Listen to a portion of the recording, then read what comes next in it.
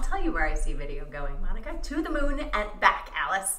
I think, I don't want to say it's anyone's guess. It's not anyone's guess. We have seen where video has gone the last 5 years. We've seen where it has exploded in the last 2. I don't see that trend slowing down anytime soon. And if you look on your phone and you look at the apps that are dedicated to video editing and special effects and Photoshop and everything else, the general consensus is that this is an area that is only going to grow.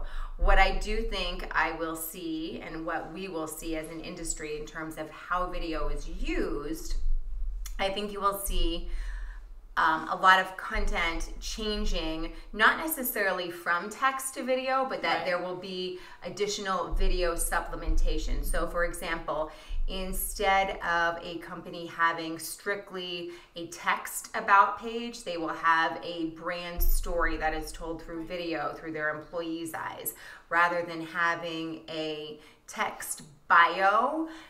You may still have that, and it will, you know, run down the list of accolades and how this person has helped their clients, but there'll probably be a video supplement to that bio that allows you to get a glimpse of who that person is. Like, do I want to do business with them, and then B, do I want to hang out with them after? And that's what the goal of the video is. I want to know that you're A, good at what you do, and B, that I'm going to enjoy working with you. And that's really the name of the game.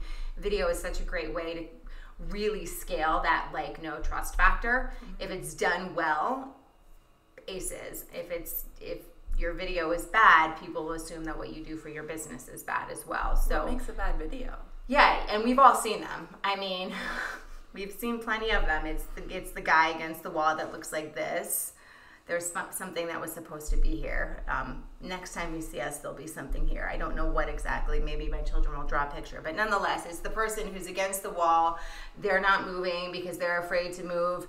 Their eyes are not blinking. Everything is monotone. The voice is staccato. Are they wrinkled?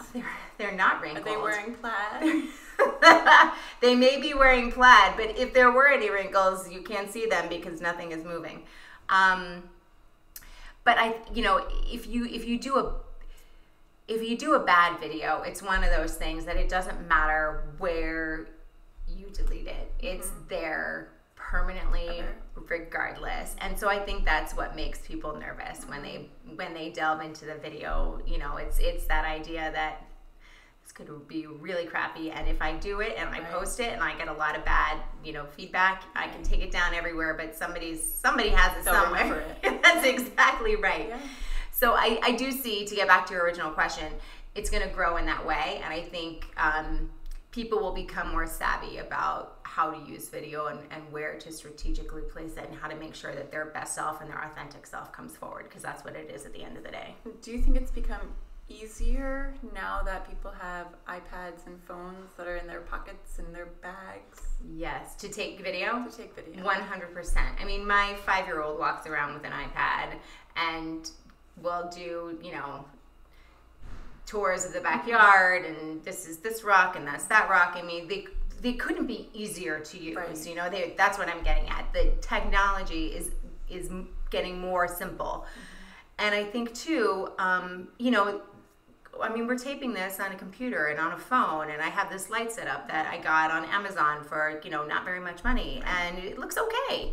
And all of that stuff is just so much more readily accessible, and I think too, you can buy a little clip-on ring light for your phone that's $20, and if you're outside and one side of your face is shadowed or the light's not great, we just have these really simple, easy ways that are inexpensive to up-level everything we do when we put it online. It's just a matter of figuring out what it is that you need and then how to use it.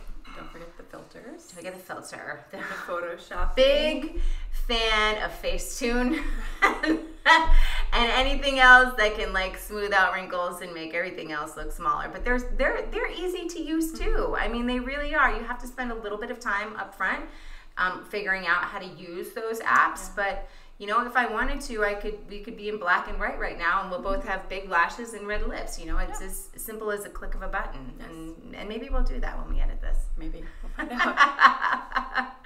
Yeah. It's Awesome. good. Thank you. Well, thank you, Kerry. Absolutely, my pleasure. This has been so fun. I think that this was one of the better hours I've spent talking to somebody about their business and their process. It's always good to see you and talk business with you as well. I'm looking forward to doing a lot of these. Yes. Super fun. And we're looking forward to you joining us as well. Stay tuned. Send us comments. Yes. And ask us questions for the next series of videos that we produce. We want to make sure that you have the content that you want, that you're seeking, because you could be our potential client, or we can just potentially help you. Yeah, give you some value. Let us know what you want us to talk about, and we will do our very best to include it. In fact, we will.